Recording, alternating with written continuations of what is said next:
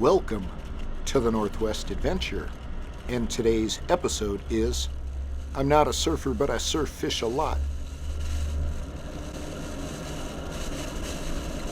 So about twice a month, I go to my favorite fishing supply shop to get new gear.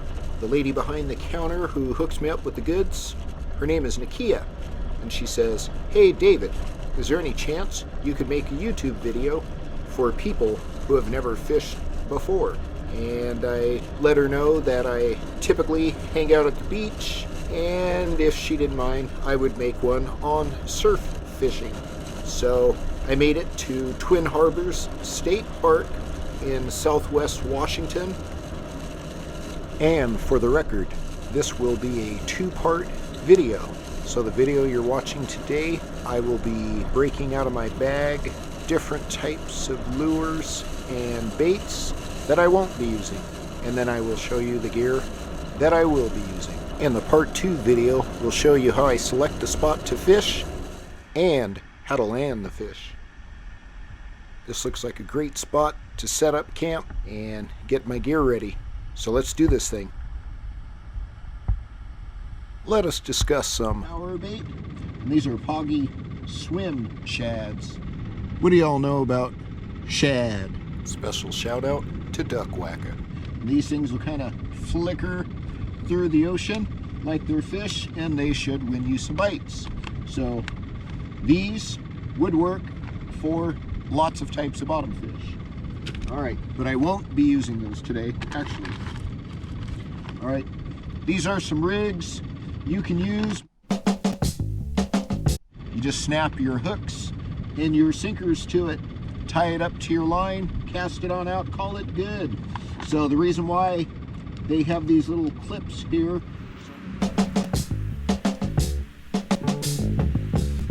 this is exactly what I'll be using today.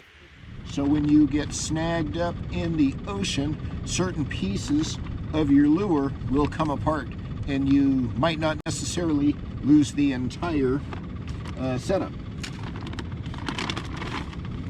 All right, these are some emerald shiners. Sardines, anchovies, something like that. And I bought it and his head was off. And we will not be using this today.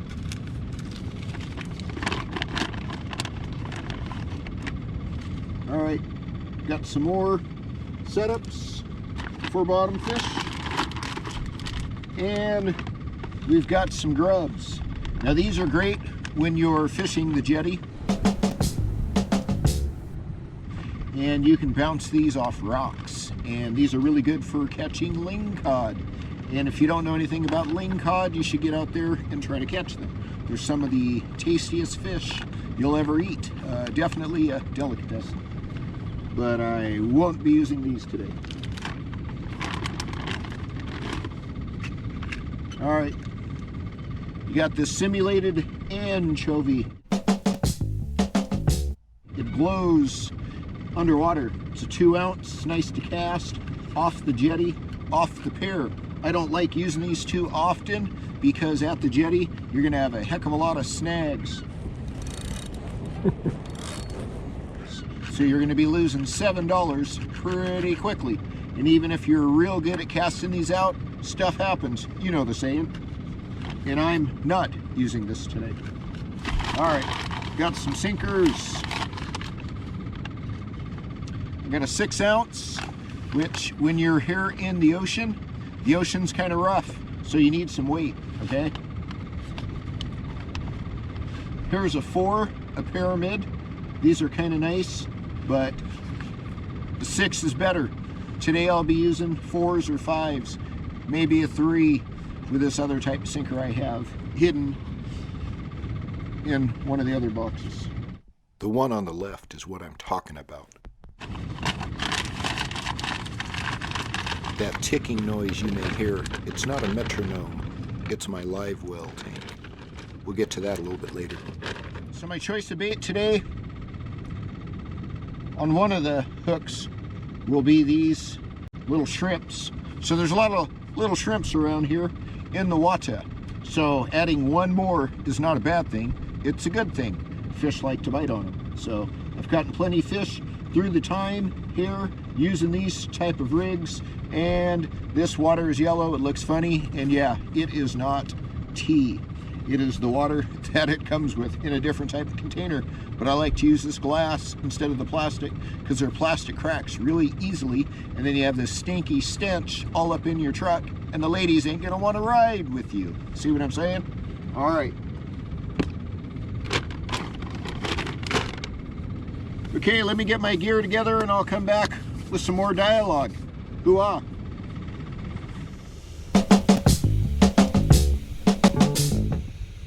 All right, so my fishing pole of choice for the day is the Shakespeare Ugly Stick Big Water.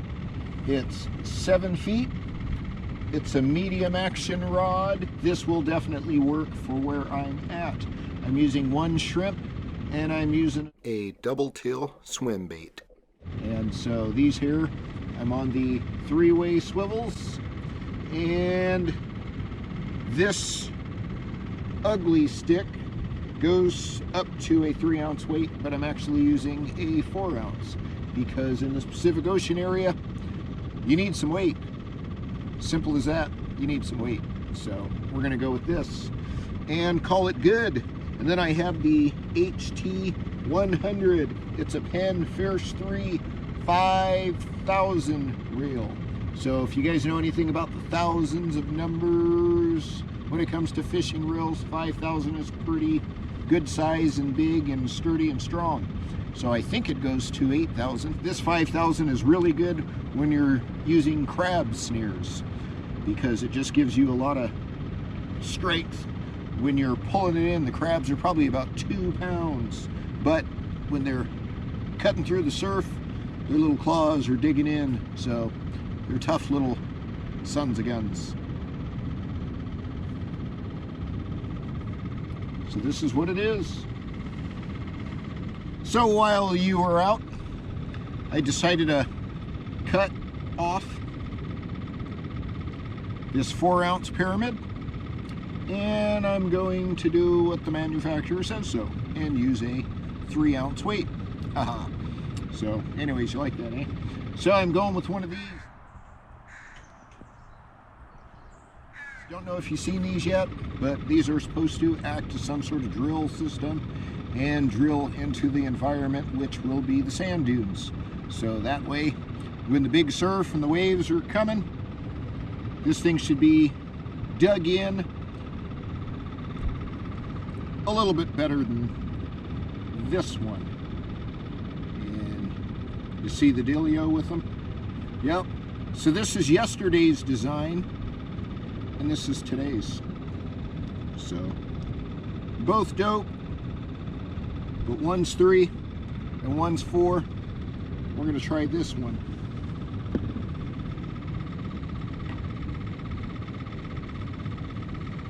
And we'll tie the clinch knot improvised, if you guys remember that one. And if you don't, I have a video called Clinch Knot Improvised, and it'll show you how to do this little knot so your stuff does not come apart when you're out in the field. It's going to be hard to see for you, but that's all right. So check out the video. So anyways, here it is. Got a little circle. You pull on it. Then you give it the quick lick. All right. Pull down on it with my little fingers and pull it tight. And there you go.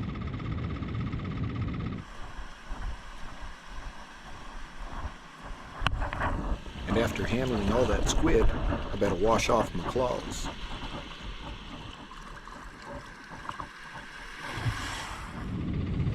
And now for fishing pole number 2. So I'm going to set up a crab snare. And I've got a 6-ounce weight inside of it. I'll be putting this on my Okuma Rockaway surf pole. But yeah, I got a 6-ounce weight. Like I've stated before, it's going to be out there in the surf.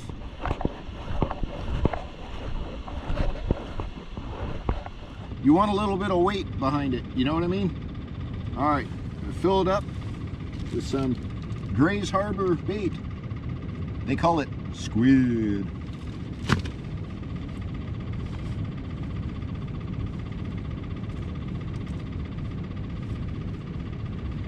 And if anybody watching this channel was in the Navy and was ever called a squid, please explain to me, how did they get that name? I mean, I could easily Google it, but it'd be cool to hear from you why they're called squids. So, I served in the U.S. Army. We are dogs. Yeah. And that little discussion in no way, shape, or form disrespects any of the service members. I got the utmost respect for Marines, Air Force, Navy, Coast Guard, you name it, I've got you. And if you've never seen a squid, here you go.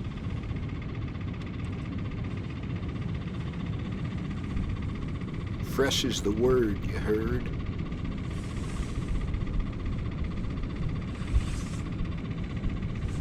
Whoa! Have you ever seen a sandy squid? And that's a squid who had one too many and fell on his face at the beach. Definitely all of this won't fit in here, so I'll just use some portions.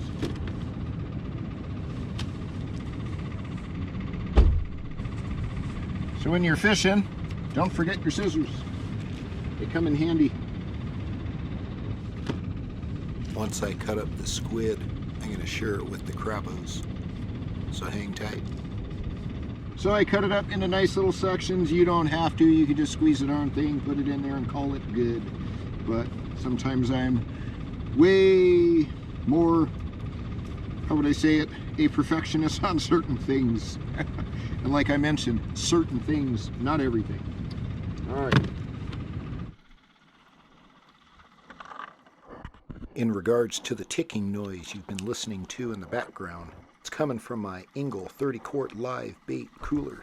And if you're into keeping your seafood fresh, you might want to get one of these. I like my squid clean.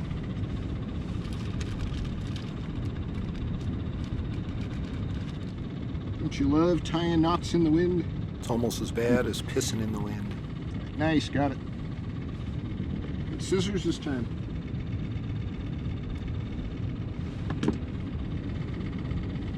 All right, clinch knot, improvised. Here we go. If you'd like to learn how to tie this knot, I have a video of it on my channel, so check it out, y'all. Quick lick, slide it down, give it a tug. I like to pull this a little bit, and then give it the quick clip.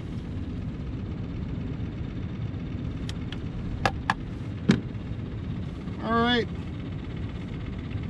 we have a crab snare, folks. A crab snare. All right, so here's how I'll do it. So the first thing I'm going to do is cast my crab snare into the Pacific Ocean. And then after that, I will come back and I will grab my ugly stick and then cast the Surf Perch setup into the water. So why do I throw the crab in first? Well, I'm going to let it soak into the ocean for about 10 minutes or until I see a crab tugging it away, and then I'll pull it up. But if I throw the Surf Perch rig into the ocean first, what'll happen is by the time I walk back to the truck, which is 300 feet away, I'm gonna have a fish. Then I'm gonna have to turn around, run, grab it, and bring it to the truck. So that's not what I want to do. So I'm trying to get exercise today, so I'm making multiple trips. So work with me, yo, work with me.